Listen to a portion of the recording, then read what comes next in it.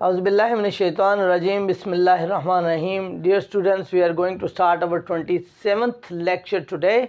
आज हमारा जो यूज़ है वो है यूज़ ऑफ़ यूज्ड टू, जो आज का हमारा लेक्चर है। तो हम पढ़ने जा रहे हैं कि यूज़ ऑफ़ यूज्ड टू को हमने कब इस्तेमाल करना है। अब देखिए, यूज़ ऑफ़ यूज्ड टू जो है, सबसे पहली तो बात ये है कि ये होगा यूज़ हमारा पास्ट के लिए।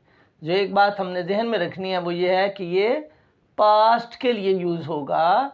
लेकिन अब इसकी डिटेल कुछ इस तरह है कि नंबर वन, हम इसको 3 हेडिंग्स के तहत पढ़ेंगे। Number one, use of used to.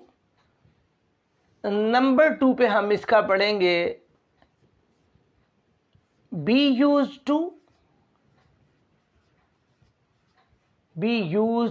To. And number 3 पे हम इसको पढ़ेंगे गेट यूज्ड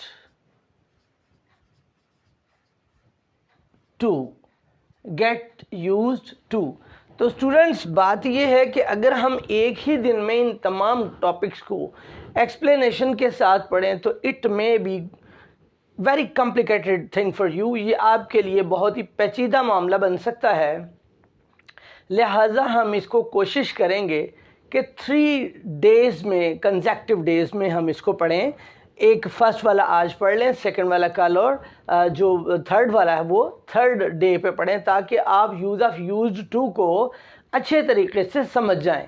तो यूज़ ऑफ़ यूज्ड टू जो है, इसको आप समझिएगा कि ये पास्ट के लिए, जैसे मैंने आपको बताया है कि ये होता है। अब पास्ट में क्या, जब आप कोई काम करने के आदी होते हो तो जो आपके उर्दू के सेंटेंसेस होंगे उनमें आम तौर पर करता था, करती थी जैसे जुमले जो हैं वो आपके होंगे यूज़ ऑफ यूज टू में।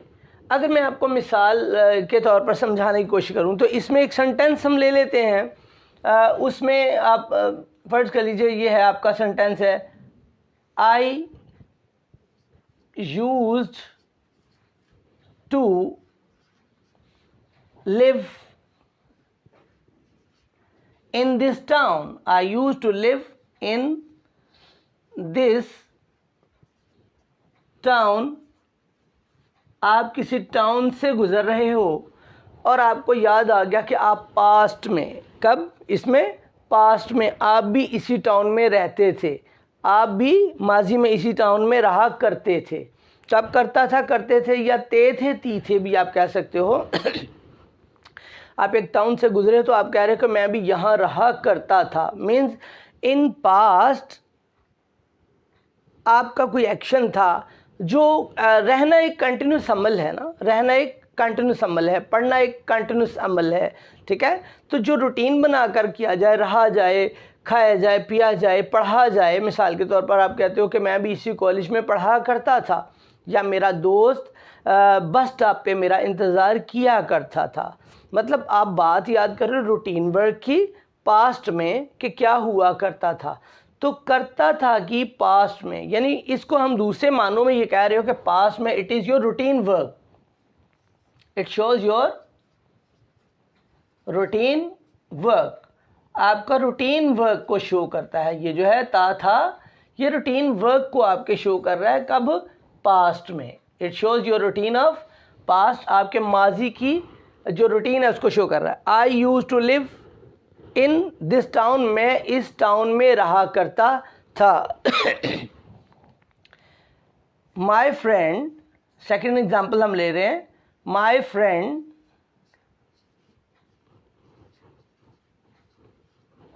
Used to,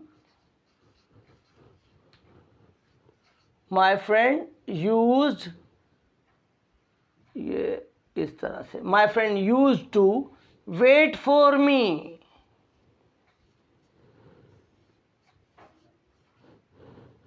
wait for me on bus stop.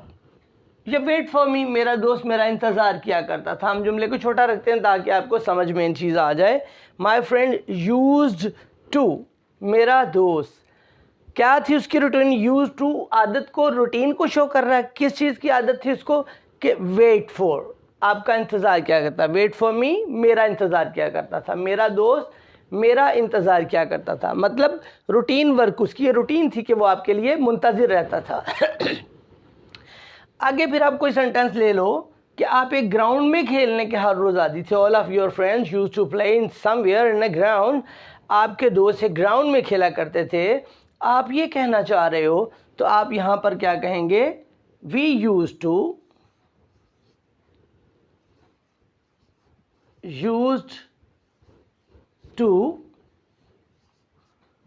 Play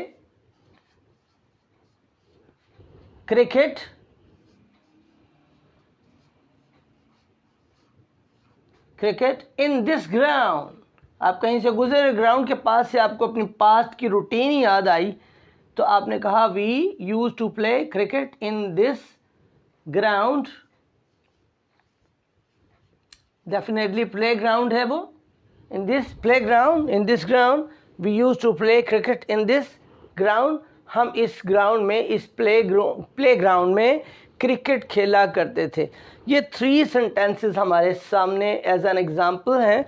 अब हमने ये देखना है कि इन तीनों सेंटेंसेस में कॉमन बात क्या है। तो कॉमन बात ये है कि आपके पास्ट में एक रूटीन वर्क था जिसको आप शो करने के लिए यूज़ कर रहे हैं यूज्ड टू का यूज़, और टू के बाद आपके जितने भी वर्ब आ रहे हैं वो फर्स्ट फॉर्म के साथ आ रहे हैं।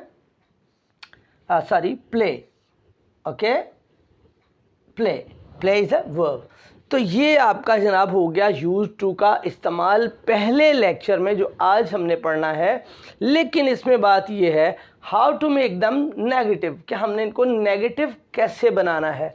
तो आप इसमें जनाब चूँकि सेकंड फॉर्म लगी है, ये बात आपको याद होनी चाहिए। जब सेकंड फॉर्म होगी तो वो नेगेटिव बनाने के लिए नेगेटिव का जो आपका हेल्पिंग वर्ब वो डिड होता है हमेशा जब किसी पॉजिटिव सेंटेंस के अंदर सेकंड फॉर्म ऑफ वर्ब हो। चूंकि ये यूज की सेकंड फॉर्म है यूज्ड, यहाँ पर प्रॉपर वर्ब की जो फॉर्म है वो तो फर्स्ट है, लेकिन ये यूज भी वर्ब है।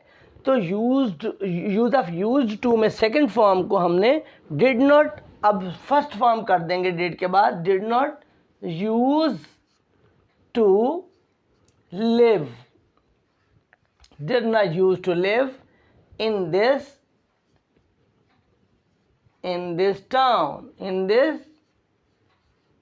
टाउन। क्या हो गया? I did not use to live in this town. मैं इस टाउन में नहीं रहा करता था। Means it was not your practice to stay somewhere. आपकी प्रैक्टिस नहीं थी, आपकी रूटीन नहीं थी कि आप इस टाउन में रहते थे। मतलब आपका पास्ट का वो कंटिन्यूसली कमल नहीं था कि आप वहाँ पर रहते थे। इसी तरह ही अगर आपने इसको इंट्रोगेटिव करना होगा तो डिड को शुरू में लेंगे। Did I use to live in this town, क्या मैं इस टाउन में रहा करता था। तो इसको नेगेटिव बनाने के लिए क्या करेंगे friends? My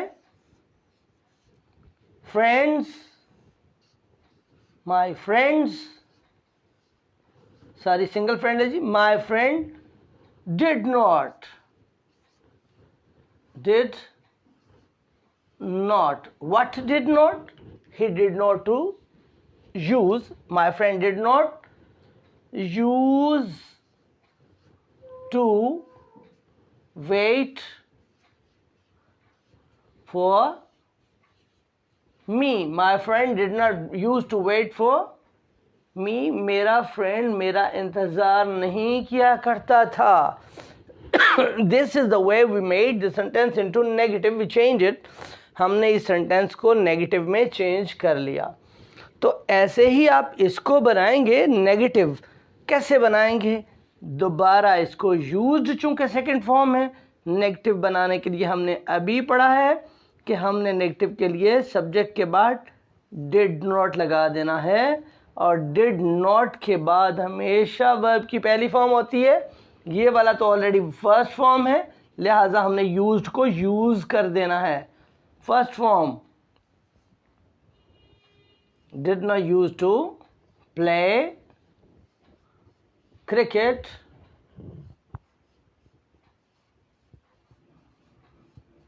in this ground, Rana used to play in this ground.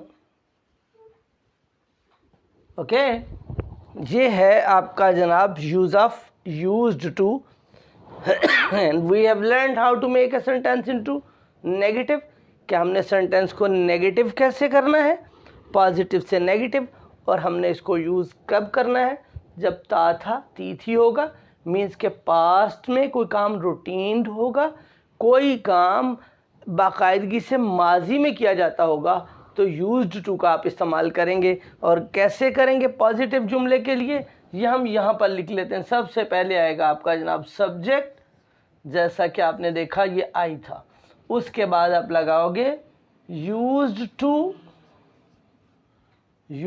To, और फिर आप लगाएंगे फर्स्ट फॉर्म ऑफ वर्ब, और जनाब प्लस बाकी आपका जो ऑब्जेक्ट होगा वो लिख देंगे। अगर हम इसको हाईलाइट करें या इसको एनसर्कल कर दें, राइट, सो दैट यू में डिफ्रेंशिएट इट, कि आपका सेंटेंस को बनाने का तरीका क्या है, तो ये तरीका है आपका जनाब subject, used to, first form of verb, और नेगेटिव का आपको ऑलरेडी बता दिया है। उम्मीद करता हूँ बहुत अच्छे तरीके से आपको समझ आ गया होगा। कल इंशाअल्लाह ताला हम पढ़ेंगे बी यूज्ड टू और नेक्स्ट डे पढ़ेंगे गेट यूज्ड टू। कल तक के लिए इजाज़त, अस्सलाम वालेकुम।